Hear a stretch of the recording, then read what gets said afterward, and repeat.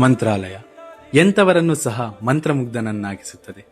ಆಲಯದಲ್ಲಿ ಕೇಳಿಬರುವ ಮಂತ್ರಘೋಷಣೆಗಳು ಗುರುರಾಯರ ದಿವ್ಯ ಚರಣಗಳಿಗೆ ನಮಸ್ಕರಿಸುವಂತೆಯೂ ಭಾವನಾತ್ಮಕ ಭಕ್ತಿಯ ಸುದೆಯಲ್ಲಿ ತೇಲಿ ರಾಯರಿಗೆ ತನ್ನನ್ನೇ ತಾನು ಸಮರ್ಪಿಸಿದಂತೆಯೂ ಭಾಸವಾಗುತ್ತಿತ್ತು.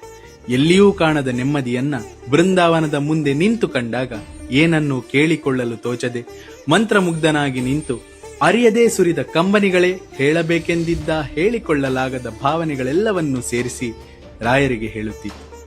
ಸಾನ್ನಿಧ್ಯದ ಪ್ರಾಂಗಣದಲ್ಲಿ ಗೋಡೆಯ ಮೇಲೆ ಕಂಡ ಪೌರಾಣಿಕ ಚಿತ್ತಾರಗಳು ತ್ರೇತಾಯುಗ ದ್ವಾಪರಯುಗದಲ್ಲಿ ನಡೆದ ಘಟನೆಗಳನ್ನ, ಕಲಿಯುಗದಲ್ಲಿ ಆಗಬೇಕಿರುವ ಕಾರ್ಯಗಳನ್ನ ಅಚ್ಚುಕಟ್ಟಾಗಿ ತೋರಿಸುತ್ತಿತ್ತು. ಮುಕ್ಕೋಟಿ ದೇವತೆಗಳನ್ನೂ ಹೊತ್ತ ಕಾಮಧೇನು ಮಾನವನ ಪಾಪ ತೊರೆಯುವ ಕಾರ್ಯದಲ್ಲಿ ನಿರತಳಾಗಿತ್ತು.